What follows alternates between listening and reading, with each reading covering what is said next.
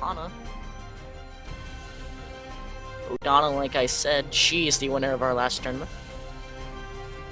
Odana. Giggity.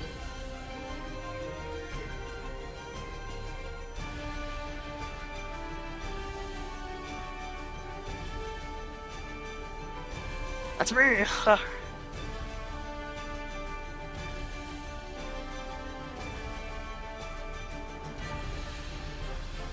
Yep, yep.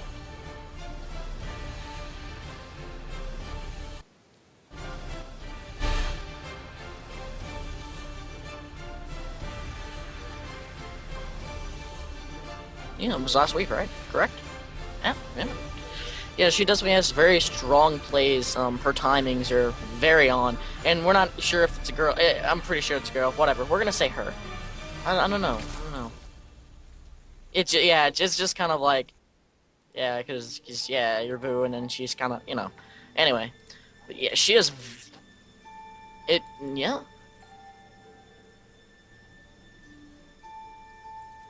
Fenman. Yep. Yeah, it's true. It's true. Anyway, yeah, like as I was saying, her timings are actually very strong, very deadly timings, and if anybody wants to beat her, they need to have a really strong defense up, because, like I said, her attacks are very, very aggressive. Good force fields and a lot of good micro are definitely necessary if you want to really take her down.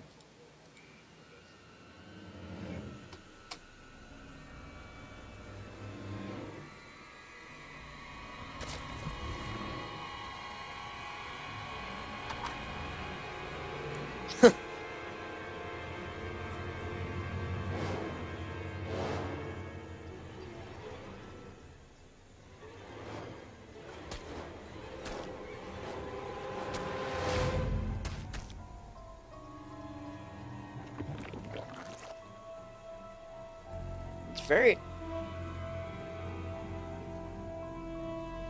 Yeah, very, very nice micro there to kind of get the probe away, and I like how she took down two, so she kind of like butted away and then put the expansion down with another drone. So that was a really cool move. I've never actually seen that before, so that's really cool.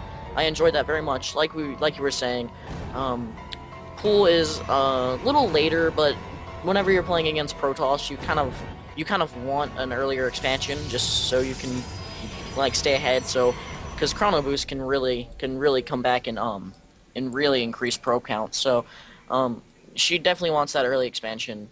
Looks like right now everything's pretty normal. Queen's coming out now. Probably gonna just go ahead and inject. Sometimes in ZVP you could maybe put down a creep tumor first, but it's a matter of opinion. Great move. She's gonna move the queen down to the natural, and she's going to put another queen in her main. That just increases the time for the queen by a little bit.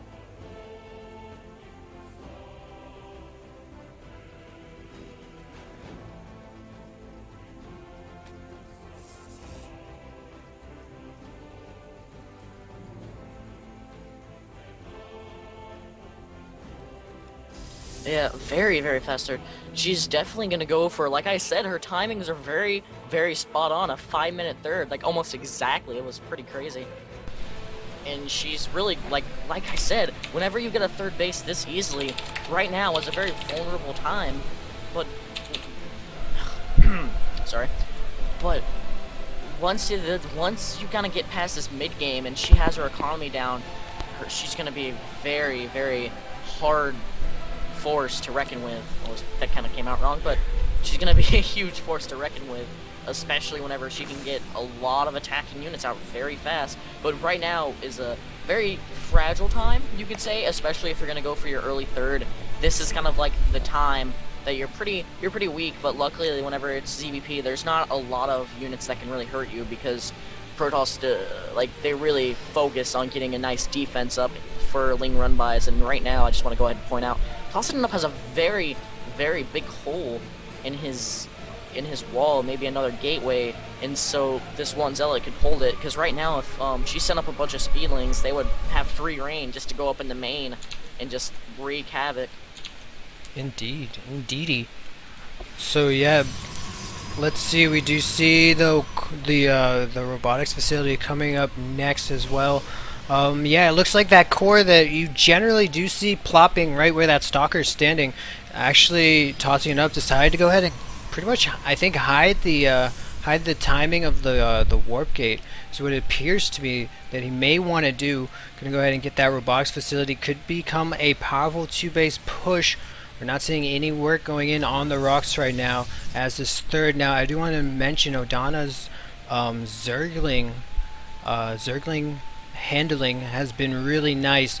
I think especially if you're going to take this fast third, you need to scout around with these Zerglings, and that's exactly what Odana did, is scout around with them, look for the proxy pylons, make sure that you're safe, because those proxy pylons, seeing a probe out on the field or catching a pylon, it's that exact twitch to your nerve that tells you, holy moly, got to start making a few units here, because something nasty might be coming. That's right. A really bad habit that that you see in a lot of lower league Zerg bronze players is they really go really heavy economy, and they don't really get enough units out in like early, like mid game, late early and to like mid game. There's these really strong pushes that can just wipe them out, and I don't really see that much in Odana. She knows what she's doing, and she knows that, well, this FFE, he probably doesn't have much right now, and she's right. He has one Zealot and one Stalker, three Stalkers in a Sentry. She just added on some units, and she knows that she can kind of do whatever she wants right now. And I think even if something like, say, he would have probably went for like an early pressure 4-gate maybe, she would have probably known about it, because her overlords are really nice positioning. You can see her overlord right now moving up to the natural, tossing up, just trying to see what he's doing. This is a very smart move. You usually keep an overlord behind their natural, and like mid-game, whenever it starts getting a little bit more intense, you can just kind of scoot the overlord on up, and there's nothing they can, like, they might not notice it at first, but you can get a lot of valid scouting information off of this one overlord. I think we're seeing a very classic scenario. Is we are seeing the hatchery going, the spire going down 6 gases for Odana, and this could, and only lings, so all this gas is being saved up, is being banked, and these lings on their own are going to be able to take out a lot of gateway units if Tossing It Up wants to do a two-base gateway push, which it looks like we're not going to see. Another overlord going to go ahead and get sacrificed for the call of scouting. He is going to scout the Twilight, which could go ahead and foreshadow some more tech to come. But a nice third going down for Tossing It Up. I do like this timing for the third. It actually is, I think, particularly early for Protoss to take a third. But still the rocks are up. No Immortal to go ahead and pew away these rocks, as that does cut down some of that nice time. But will he be able to deal with this flock of Muta that Odana wants to go ahead and use to keep tossing his base? Yeah, she just pumped out 12 Mutalisk, and she's making currently 10 more. That's going to be a lot of Mutas. We saw her ZVP. She actually won. It was the finals, I believe. She won it because of just a mass amount of Mutalisk, and that they're so deadly whenever harassing. It's crazy how deadly Mutas are. But this Overseer is going to scout it. Observer, I'm sorry, is going to scout all of it. There's no detection for Odana right now, so that can be a very bad thing at times. But it doesn't look like there's going to be any DTs or anything. But this Mutafioc is going to move across the map, and this Observer knows exactly what's happening. No Stalkers are moving quite yet, though. Don't know if Tossing It Up noticed it, or if he's just kind of chilling. The Mute is moving out across the field as the fourth goes down for Odana. Going to go ahead and target fire this core. That's actually going to be really a big pain in the butt, as Tossing It Up is going to be scrambling around trying to figure out how he wants to defend this. And sometimes, if you're lucky, that core gets forgotten, and then Tossing It Up tries to warp in units, and he needs to plop it down. The core going to get pewed again. Really powerful harassment going down on the tech tree of Tossing It Up. Yeah, Mutalisk can be a huge pain, especially whenever you're not prepared for it. Tossing It Up does have Blink, though, so that can be a very huge asset when taking down Mutalisk. But the Muta count here is just too high. I think in a straight-up fight, I think Odana can have it. One attack just finished for the Mutalisk, just making them ever more so deadly. And she's just going to go ahead and engage here. She feels really safe, which I honestly totally agree with. But there's a lot of Stalkers, but still, they're just not enough. This Colossus is going to get sniped. It's going to be a huge loss for Tossing It Up. And right now, Odana is just doing a great job. These Mutalisks are definitely paying for themselves. Now, I was looking at Odana's timing with these mutas. They popped out at just about 11 minutes. So, a little metagame for you guys. If you think you're going against a build similar to Odana's, you need to go ahead and put the pressure on before 11 minutes, around 10:30, so that either Odana is forced into making roaches, using that larva for something else defensively, or so that you will catch Odana in a very unstable position where she's investing so much money to these mutas. She's in the transition, and you possibly could go ahead and take it as your advantage.